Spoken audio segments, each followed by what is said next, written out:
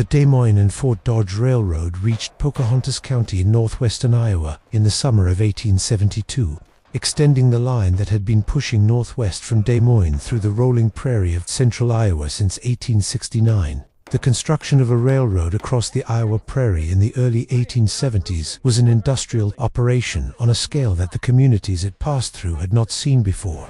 A moving front of grading crews who leveled the roadbed, tie-cutting crews who prepared the wooden crosties from the timber brought forward on flat cars, track-laying gangs who set the ties and spiked the rails, and behind them the supply infrastructure, the provision wagons, the tool depots, the corrugated iron maintenance, sheds that followed the construction front from camptown to camptown as the line advanced. Patrick Rourke had been a grader on this construction front, working for the subcontractor who held the grading contract for the Pocahontas County section. He had come from Cincinnati with Mabel and their infant daughter Ellen in the spring of 1872. Following the railroad work west, as Irish immigrant laborers had been following railroad construction across the continent since the 1840s, the grading work paid $1.25 per day for a 10-hour day, which was adequate if the work continued without interruption, and if the winter shutdowns were not too long, and if nothing else went wrong. In April of 1872, the slope of a freshly graded embankment above the Little Sioux River tributary gave way during the wet spring thaw. While Patrick was working at the base of the cut, he was buried under approximately 4 feet of saturated clay. The men who dug him out did so within 20 minutes. It was not fast enough. Mabel Rourke was 35, with an infant daughter, in a railroad camptown in Pocahontas County, Iowa. In April of 1872, the railroad company's policy on the death of a construction worker was specific. The widow received the wages owed to the date of the accident, a payment of $40 as compensation, and the right to remain in the camptown on the company's land for up to 60 days. After 60 days, the camptown itself was dismantled and moved forward with the construction front, and the remaining settlers, those who had filed homestead claims on the surrounding prairie, or who had taken up lots in what was expected to become the permanent town of Pocahontas, remained on the land that was already theirs, or that they had claimed. Mabel had no filed homestead claim. She had arrived with Patrick, intending to work the railroad season through the summer and fall, and then reassess. The reassessment had been made for her in April. She had the $40, the wages owed, Ellen, the contents of their camp dwelling, a pine board shack, company property, which she could not take, and 60 days. She used the 60 days to file a homestead claim on a quarter section of prairie 2 miles northwest of the camptown site, to purchase from the camptown's departing supply depot the materials she could transport and afford, and to begin building on the homestead land before the construction front moved and the camptown dissolved. What she purchased from the supply depot in May and June of 1872 defined the shelter she built.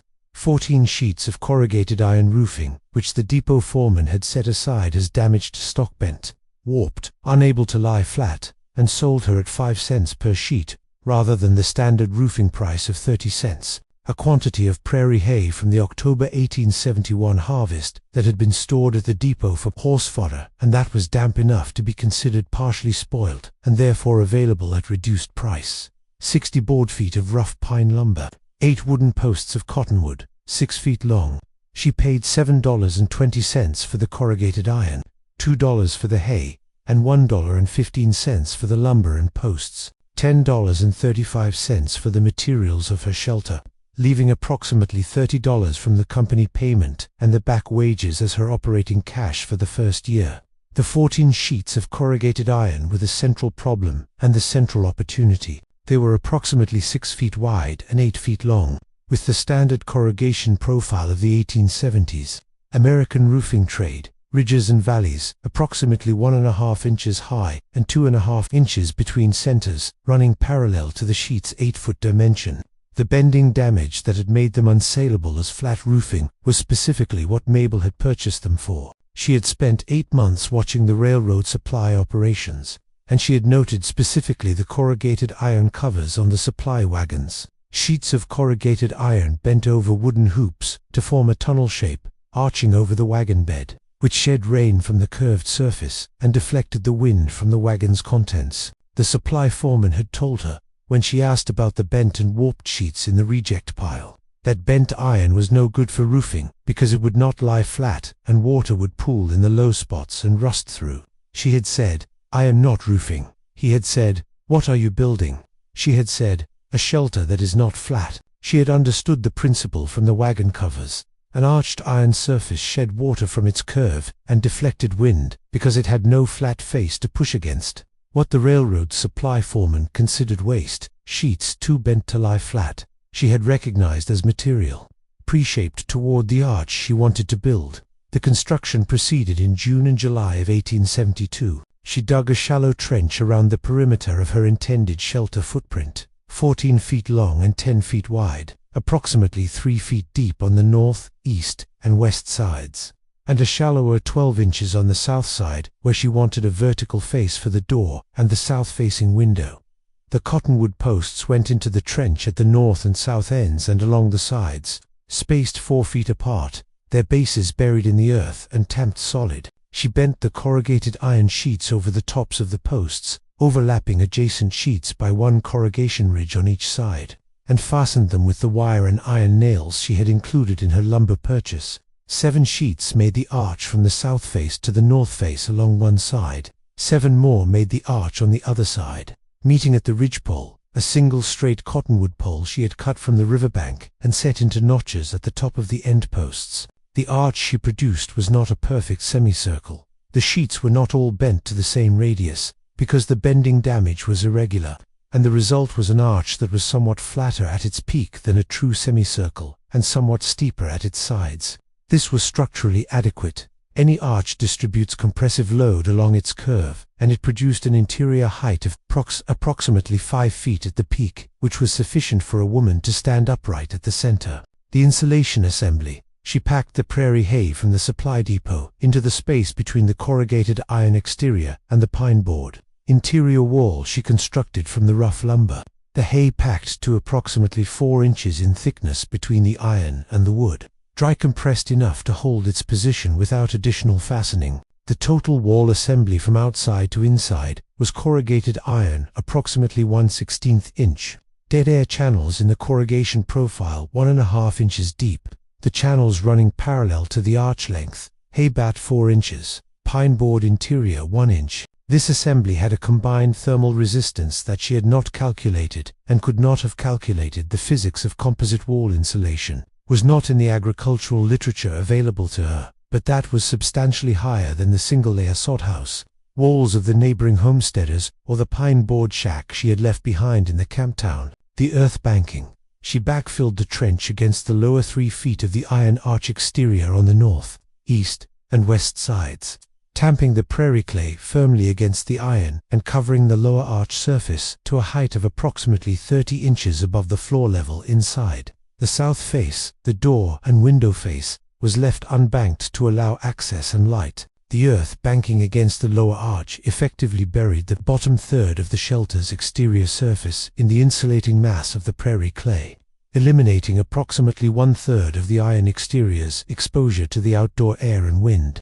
The completed shelter in July of 1872, 14 feet long, 10 feet wide, approximately 5 feet of interior height at the peak of the arch. The exterior visible above the earth banking was approximately 3 feet of curved corrugated iron on the north, east, and west, and the full face of corrugated iron on the south, with the pine board door and the 12-batten-inch window she had cut and framed with salvaged lumber.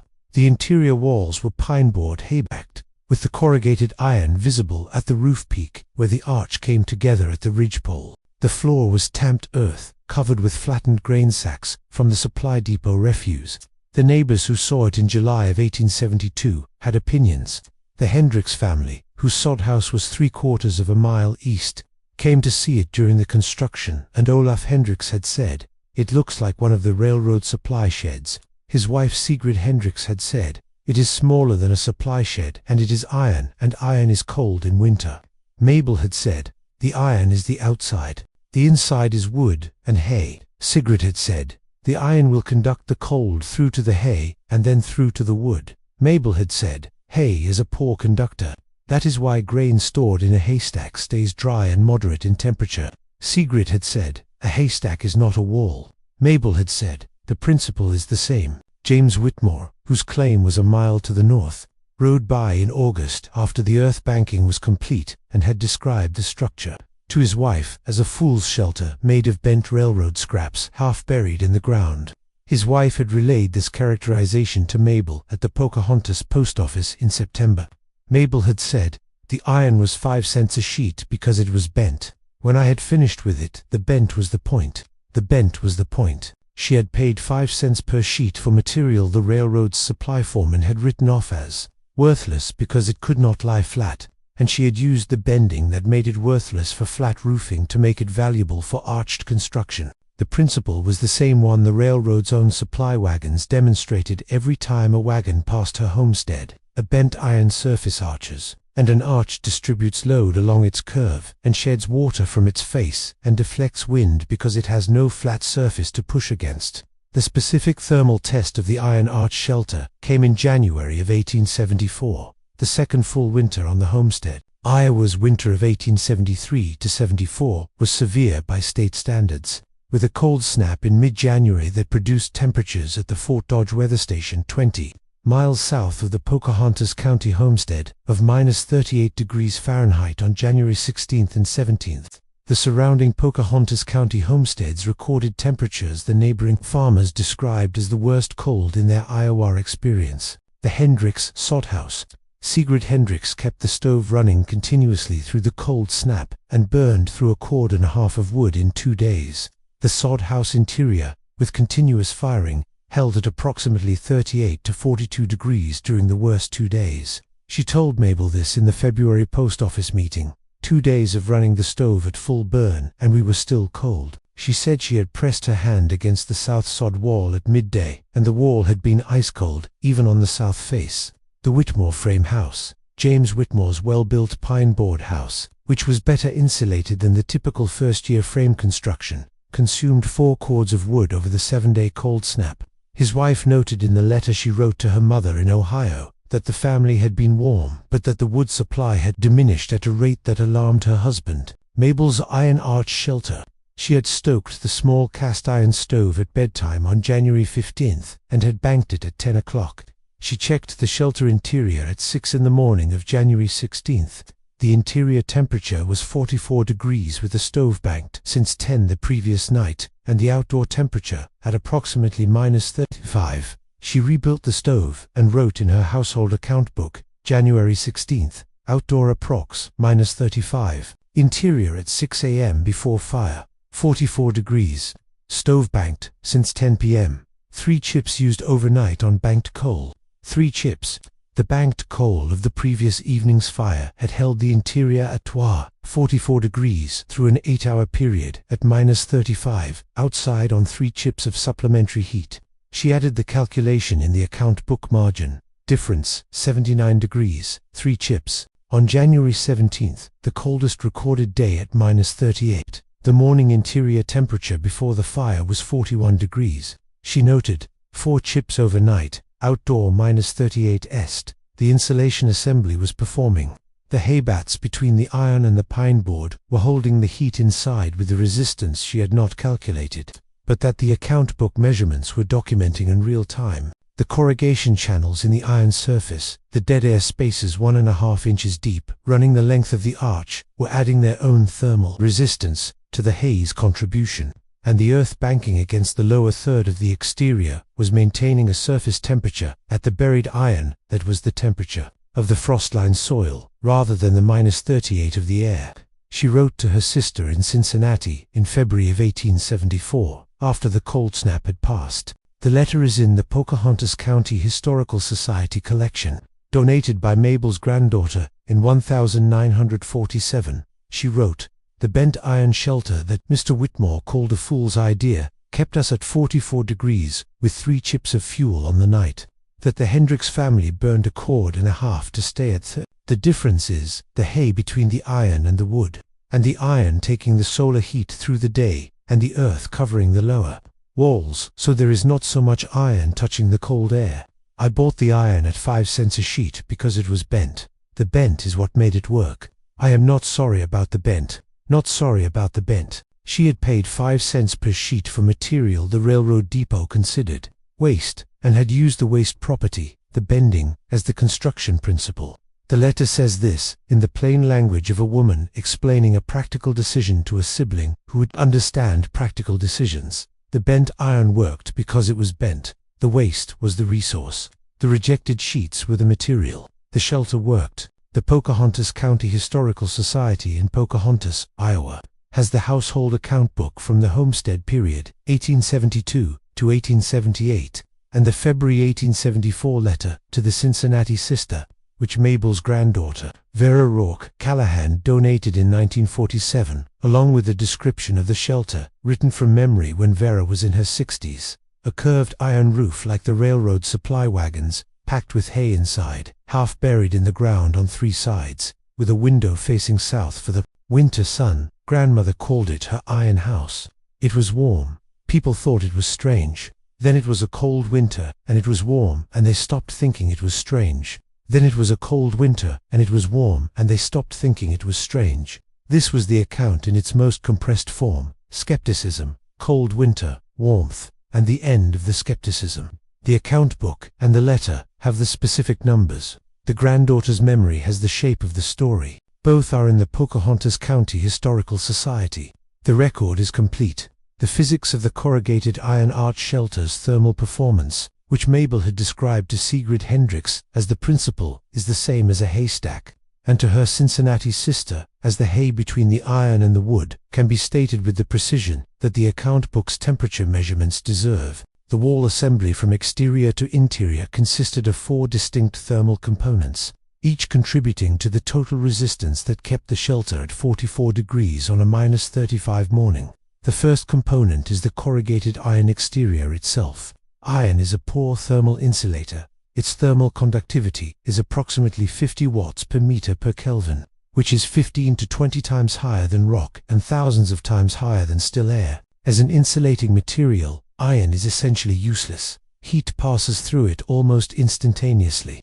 What iron provides is thermal mass, at approximately 7 kilograms per square meter, for the gauge of roofing iron available in the 1870s. The 14 sheets of corrugated iron in Mabel's shelter had a total thermal mass of approximately 300 kilograms of iron at its full arch surface area. This thermal mass absorbed the solar radiation that struck the south-facing and upper portions of the arch during daylight hours, and stored it as heat that it released slowly during the night. On a clear winter day with the sun low in the southern sky, the iron surface temperature on the south-facing portion of the arch could reach 60 to 70 degrees Fahrenheit, while the outdoor air was at 10 to 20 degrees, a solar gain of 40 to 60 degrees above air temperature. This stored heat moderated the overnight temperature drop in the shelter.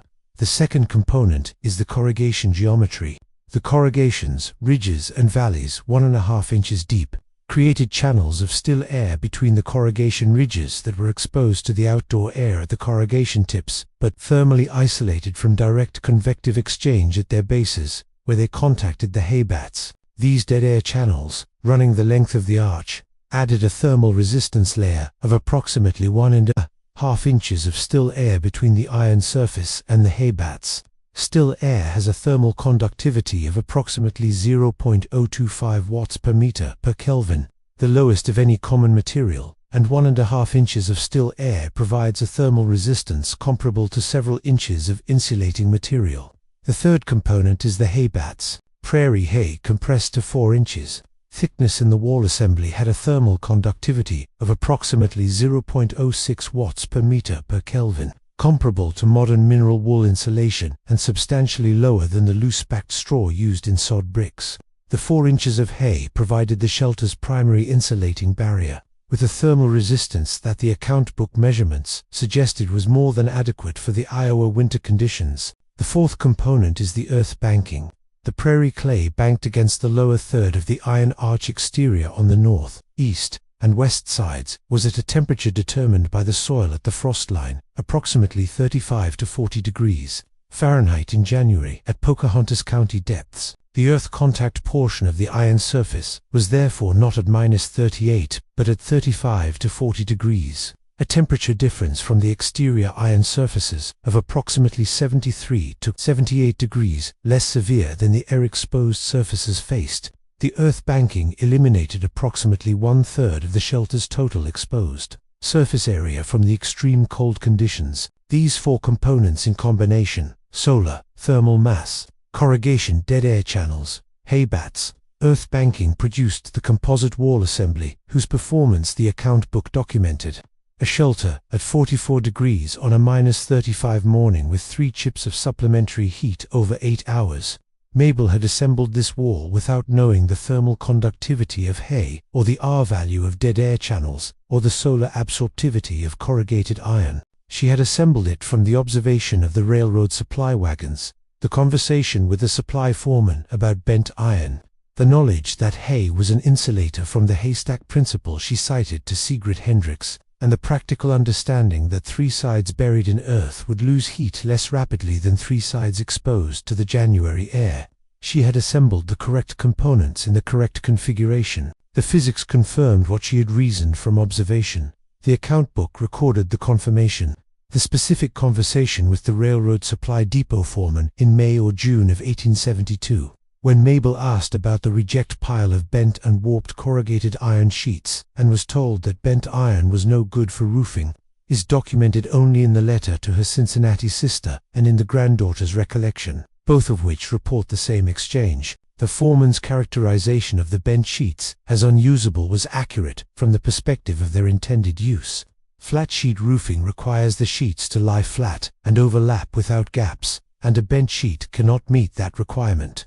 The foreman was not wrong about flat roofing. He was wrong about the sheet's total utility. What Mabel had that the foreman did not have was the specific observation of the railroad supply wagon covers. Corrugated iron sheets bent over wooden hoops in the same arch configuration that she would build in her shelter. The wagon covers had been in front of her for 8 months, performing exactly the function she was proposing to apply to a permanent structure. They shed rain from the curved surface. They deflected wind because they had no flat face to push against. They kept the wagon contents dry and moderately stable. These were exactly the properties she needed in a shelter. The foreman had not made this connection because the wagon covers were a different product category from the flat roofing sheets in his depot inventory. And product category boundaries are persistent in the minds of people who work within them. He sold flat roofing sheets. The bent sheets were waste from his category. The wagon covers were a different department's problem. Mabel, who had no product category to confine her thinking, saw material that arched and recognized that arching was the property she needed. This is the observation to application pattern that runs through every account in this series. But in this case, it is reversed in an interesting way. She was not observing a natural phenomenon and applying it to construction. She was observing an industrial product in one application and recognizing its applicability in a different application. The supply wagon iron covers were not natural. They were manufactured, but they demonstrated the same principle that Astrid Lindquist's snow arch demonstrated in the Pokey County clay flat. An arch distributes load, deflects wind, sheds water. The material was different. The principle was the same. She had been watching the wagons for 8 months. The bent sheets in the depot reject pile were the same material as the wagon covers, pre-bent by accident rather than by design, available at 5 cents per sheet rather than 30. The connection was not obvious. She was the only person at the camptown who made it. But it was not difficult once the observation of the wagon covers was in place and the bent sheets were in front of her. She had paid attention to the wagons. The wagons had shown her the principle. The bent sheets had made the principle affordable. The account book that documents the January 1874 cold snap performance is a standard homestead account book of the period, a ledger format bound volume with pre-printed columns for date, description, amount received, and amount paid, which Mabel had used for the farm accounts from the spring of 1872. The temperature entries are in the description column, with the chip fuel quantities in the amount paid column, a repurposing of the account format that is appropriate to the record she was keeping. Fuel was an expenditure. Temperature was the return. The Pocahontas County Historical Society archivist, who catalogued the collection in 1947, noted, "The Rourke account book contains temperature and fuel consumption records for the winters of 1872 to 73, 1873 to 74, and 1874 to 75, entered in the description and amount columns of the standard account format. The January 1874 entries are the most detailed, recording the shelter interior temperature before and after the morning fire rebuild for each day of the cold snap, paired with estimated outdoor temperatures from a thermometer mounted on the shelter's south-facing exterior wall. The record indicates a consistent interior temperature of 41 to 44 degrees on the coldest mornings of the event, which the Fort Dodge weather station records confirm as the most extreme cold in the Pocahontas County area in the period covered by the account book, 41 to 44 degrees, minus 35 to minus 38 outside, a differential of 76 to 82 degrees, maintained on 3 to 4 chips of supplementary heat over 8 hours. The account book records this with the same precision as the farm income and expenses, dates, temperatures, chips used. The precision is habitual. Mabel recorded everything in columns, and the temperature records have the same character as the financial records: specific, consistent, unelaborated. She had kept the accounts because she kept accounts. The temperature entries are in the same hand and at the same level of detail as the entries for seed purchased and eggs sold. She was not keeping a winter survival record. She was keeping her accounts. The winter survival record was incidental to the account keeping, and it survived because accounts survive when financial records survive. The Pocahontas County Historical Society has had the account book since 1947. The January 1874 entries are on the pages they have been on since January of 1874. The letter to the Cincinnati sister is in the same folder. The granddaughter's written description of the shelter is clipped to the front of the account book. The record is complete. The Whitmore family's conversion from skepticism to interest, which Mabel's letter describes as happening after the January 1874 cold snap, followed the same pattern as every community conversion in this series: extreme cold, observable outcome difference, neighbors visit, examination of the mechanism, adoption of the technique. James Whitmore came to see the Iron Arch shelter in February of 1874, after the cold had broken. He had burned 4 cords of wood over 7 days in his pine board house. He had been warm, but the wood supply had diminished at a rate that alarmed him. He came to the Rourke homestead, saw the Iron Arch structure still standing with its earth banking against the lower walls, and asked to see inside. Mabel showed him. The interior, pine board walls, hay visible where the boards had gaps or had not been fitted to the arch's curved profile, the ridgepole visible at the peak of the arch, the corrugated iron visible where the pine board lining ended. The shelter was warm, warmer in February after the cold snap than Whitmore's frame house had been at the worst of the cold. He asked about the construction sequence: the iron arch first, then the hay, then the pine boards, then the earth banking. She showed him the south-facing window and described its purpose: soil again during the day, which the iron absorbed and stored and released during the night. He did not build his own iron arch shelter. He was committed to the frame house, which he continued to improve over the following years with additional siding and better window insulation. But he stopped calling it a fool's shelter. He told his wife, according to the account Mabel gave her Cincinnati sister in a March 1874 follow-up letter, "It is a sound idea, badly named." His wife had told Mabel. Mabel had written it to Cincinnati. He said it is a sound idea, badly named. She did not elaborate. The letter notes it as an observation and moves to the next item of farm business: a sound idea, badly named. Whitmore had not offered the apology for his February characterization. He had revised his assessment. The revision was the thing. The name had been wrong. The idea had been sound. The cold had proved it. The account book had the numbers. The letter had the account. The Pocahontas County Historical Society has both. The bent iron was the point. She had said this to the supply foreman in May of 1872, and in different words to her sister in February of 1874, and in different words again to Whitmore in February of 1874. The same point stated 3 times in 3 different directions: to the person who sold her the material at 5 cents, because it was bent; to the sister in Cincinnati who needed to understand why a bent iron shelter was warmer than a sod house in a -38 Iowa night; and to the neighbor who had called it a fool's idea and had come to revise the assessment after burning 4 cords in 7 days. The bent iron was the point. The account book says so. The letter says so. The Pocahontas County Historical Society has them both. The record is sufficient. It always was. the broader context of corrugated iron as a building material in the American frontier period, which gives Mabel's choice of material its specific historical placement, is worth establishing, because corrugated iron was not the standard material of the 1870s frontier homesteader, and its presence in Pocahontas County was specifically a consequence of the railroad construction, not of the general agricultural settlement pattern. Corrugated iron had been invented in England in the 1820s, when the corrugation process was found to increase the structural rigidity of thin iron sheet enormously without adding significant weight. A flat sheet of iron 1/16 inch thick was flexible and could be dented or deformed by ordinary handling.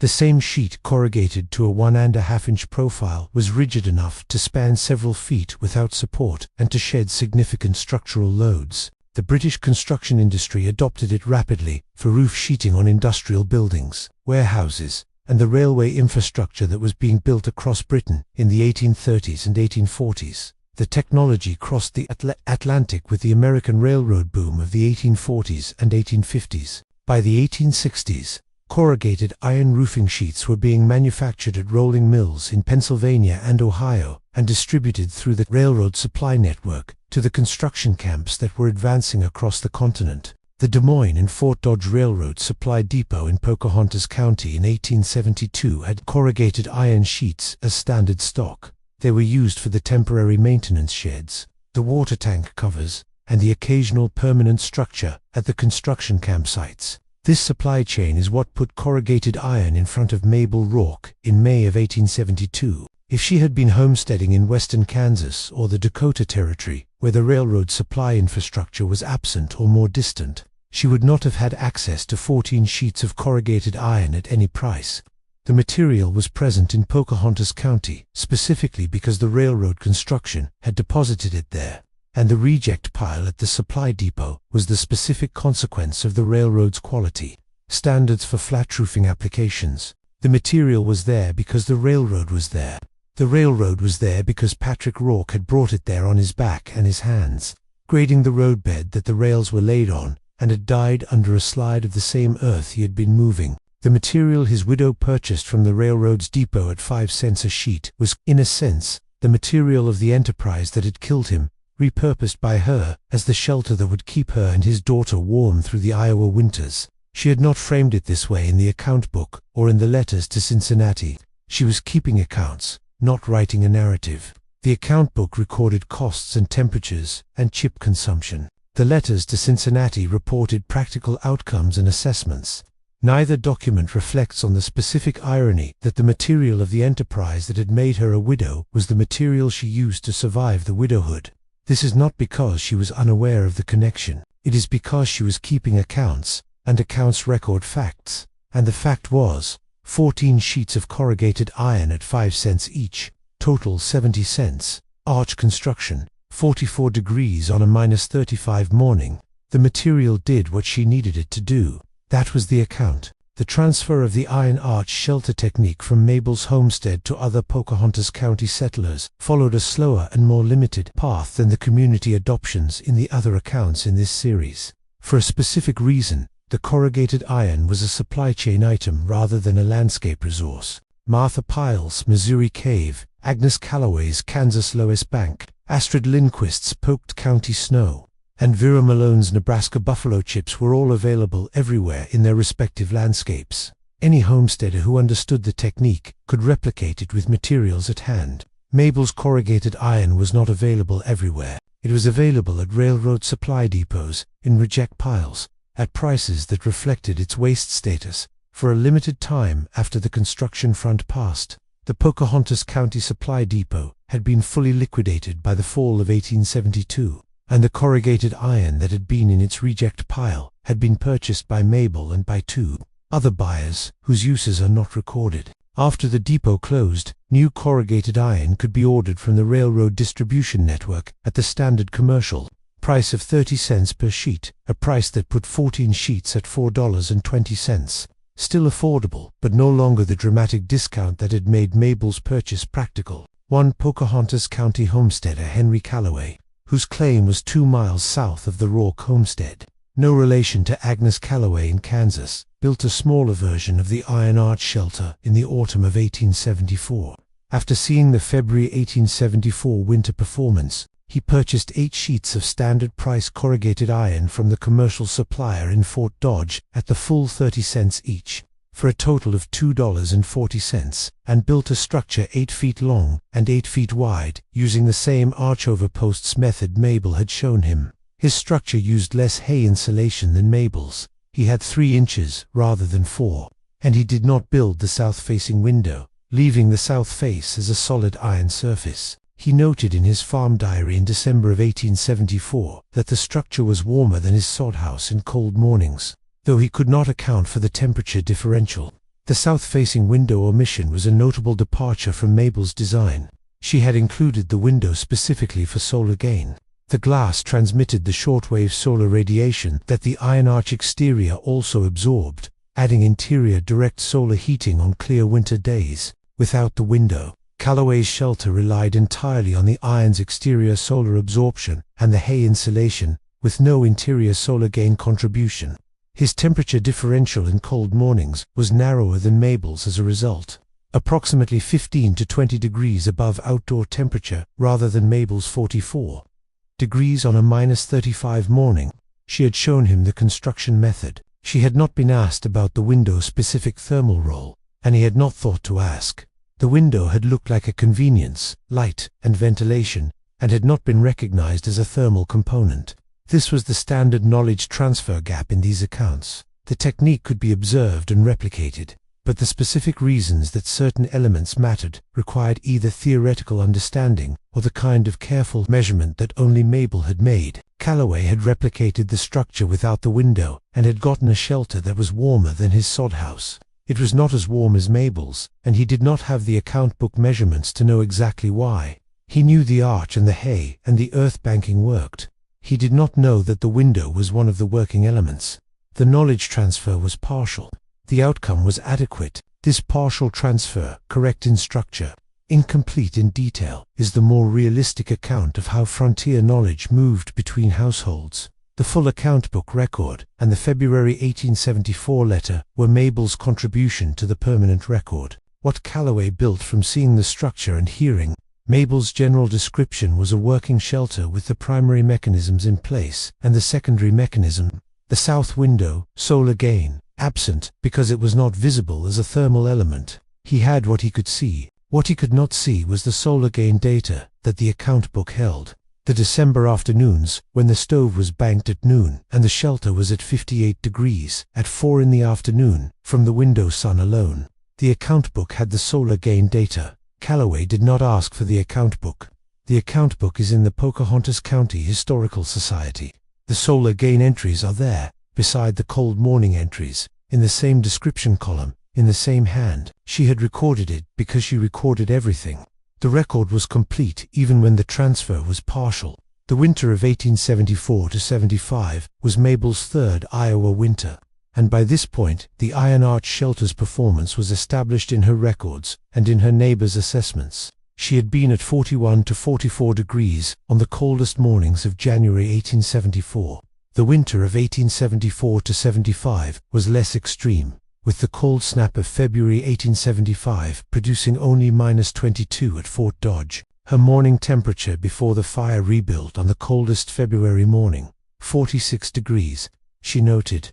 February 8, 1875, outdoor -22 EST. The interior, before fire 46, 2 chips overnight banked. Warmer winter than last. The pattern across 3 winters in the account book 1872-73 moderate, 1873-74 extreme, 1874-75 moderate, shows the shelter's consistent performance. 41 to 46 degrees before the morning fire rebuilt across a range of outdoor temperatures from -22 to -38. The shelter was not a perfect insulator. The heat loss overnight was real.